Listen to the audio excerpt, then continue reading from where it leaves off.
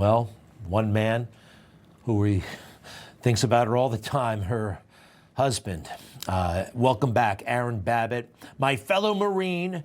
And it's been, again, a privilege getting to know you, and thank you for coming on our show for all these years. How you doing today on this 5-year anniversary of your wife's death?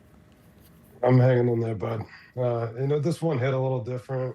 I try to go through the year, just living a life that she'd be proud of. Today is the day that I got to remember that day from 2021, but we're doing our best. It was obviously, it's a very dark time, but it wasn't just your wife dying.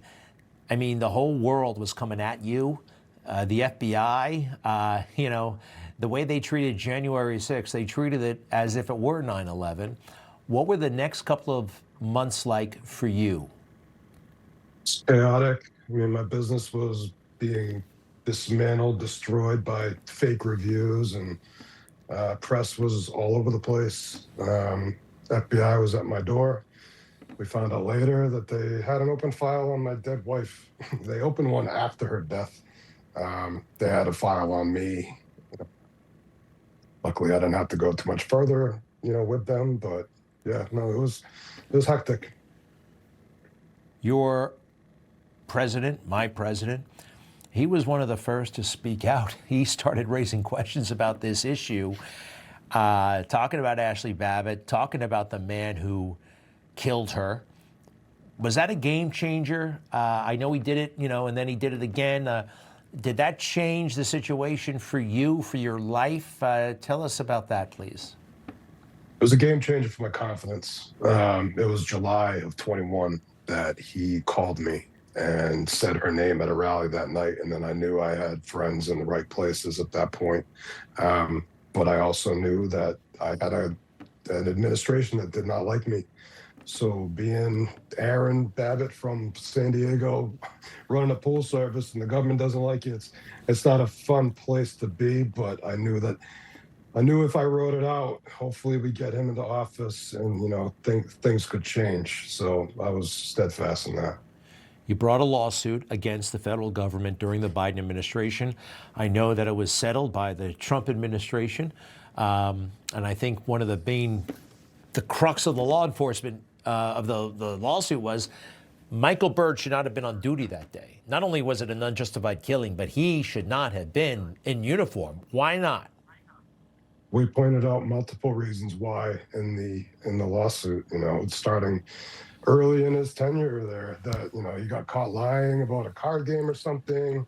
There was an incident involving a firearm outside of his house where he shot at a fleeing vehicle and he lied to the police. There was an incident about him leaving his unattended weapon on the back of a toilet at the Capitol Police Visitor Center. So he should not have been employed, point blank. He should not have been working on January 6th to shoot my wife. No, it makes, I've looked through the allegations. These have been substantiated, yet he's still on duty.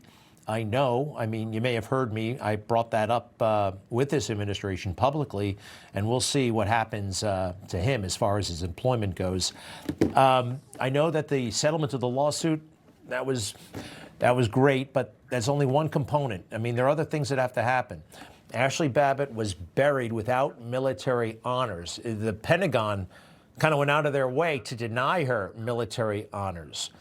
I understand the process is underway to have those honors restored. Is that correct? That is correct. I owe a huge thank you to Secretary of War Hegseth and Air Force Undersecretary Matt Lohmeyer for getting that process going for me and approving it and restoring her honors. And now I'm dealing with Dover to iron out the details. Well, that'll be excellent. Let me know when that happens, please. And absolutely. And tell those guys thank you. You'll see them long before I will, okay? And Aaron, you're amazing. And by the way, when you're not thinking about January 6th, and Ashli, what are you doing? What are you doing these days? Trying to keep a low profile, buddy. It's been a long, 5 years of being recognized and, a lot of hate being thrown at me. So I'm just enjoying peace and quiet now. Surrounded by love. Beautiful, beautiful. You can always shave the beard. Nobody would ever recognize you. No, that's not going away. I get it. I understand. Aaron Babbitt, again, my fellow Marine. I so enjoy it whenever you come on and whenever we talk. All right, to be continued, my friend.